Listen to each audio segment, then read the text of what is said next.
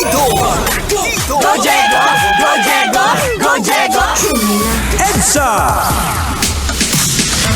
Hey, hey, hey! Sunog! Sunog! Oras natin mga kabisyo sa buong kapunan. We got 30 minutes after 6 o'clock in the evening. Magandang gabi, Metro and Mega Manila! Hey!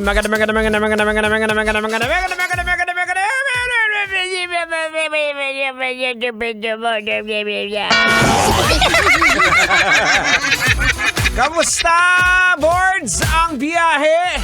Sana okay pa sa alright. Maraming salamat sa lahat po ng mga kagaya mong Grab drivers na nakatutok sa atin. Sir, maraming salamat!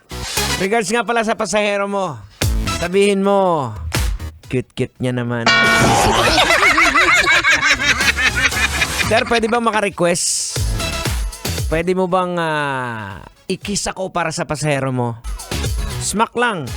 Sa gums. Okay, mga kabisyo. Eto, hindi na natin patatagalin to, boards. Eto, pag-usapan na natin to. Hanggang sa huling sandali umano, sinamahan ng isang aspin na si Georgia ang kanyang pumanaw na amo. Kahit bakas sa kanyang galaw at itsura ng aso na antok na. Madalas daw pwestuhan ni Georgia yung upuan sa tabi ng kabaong ng kanyang amo na pumanaw na. Eto, logika na natin to, Ay, sige, wag mo nang patagalin yan. Makinig na! Logikan mo na yan! Logika na yan! Logika na yan! Alright, mga kabisyo, logika na yan! Anong leksyon ang ating mapupulot? Anong aral ang ating maduduko?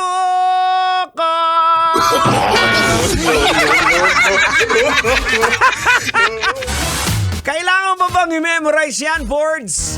Basic po sa ating mga Pilipino ang mag-alaga ng aso. At kinikonsider din po natin na parte ng pamilya.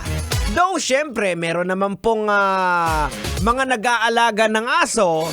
Pero anong ginagawa sa mga aso, Ay, ginagawa nilang doorbell.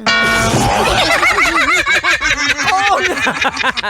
Tinatalian yung aso, nilalagay doon sa may pintuan o sa may labas ng bahay para palaman pag may tao, yun kakahol yung aso. Naaawa po ako sa mga asong ganyan. Meron din naman pong mga salbahing tao, sa totoo lang, na ayaw nila sa aso. Anong ginagawa nila sa aso, Ay, binibetsin. Pambihira. Bad yun. Huwag niyong gawin. Pero naalala ko tuloy yung aso ko sa probinsya. Malamang kapareho ng pangalan ng aso ko. Alam niyo anong pangalan ng aso ko? Rambo. Alam niyo yung aso kong si Rambo, tuwing uuwi sa bahay yun, may bit-bit na native na manok. Ayun, kagat-kagat niya, ginapangit niya. Nagagalit yung kapitbahay ko doon na may manok Ayun, pero ayun, ang nangyayari, tinola yung ulam namin. Pero, kinakailangan mong bayaran doon sa kapitbahay kasi manok nila yun Ang bihira naman. Mga kabisyo, ito, logican po natin. Bakit po na tinatawag yung aso na man's best friend? Marami pong katangian kasi sa kasaysayan na nagpapakita ang kanilang malalim na ugnayan sa mga tao, kaya tinawag nating man's best friend yan. Isa po sa mga dahilan dyan is yung katapatan ng mga aso. Kilala po yung mga aso sa kanilang walang kapantay na loyalty o katapatan sa kanilang mga may-ari o amo. Ang kanilang pagmamahal po at debosyon ay talagang masasabi nating walang kondisyon. Diba, na nagpaparamdam, kaya ang kanilang pakikisama at suporta sa kanilang mga amo. At yun din po yung dahilan kung bakit minsan sinasabihan ka ng misis mo na mas masahol ka pa sa aso. Kasi mabuti pa yung aso, loyal. Ikaw, boards, hindi. May misis ka na, naghahanap ka pa ng iba nga pang iton.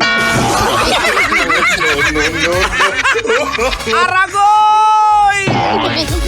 Maluoy ka! Oras natin mga kabisyo, we got 34 minutes after 6 o'clock in the evening. Kasama pa rin po Tanghenyo Duday and yours truly, Diego Bandido. Dito lamang sa pinakamasaya, pinakamakulit na programa sa radyo. Ito po ang programa EDSA. So keep it locked in right here on Metro's numero 1. Kailangan pa bang i-memorize yan? Basic! Sabay-sabay! Kailangan pa bang i-memorize yan? Love Radio. Basic!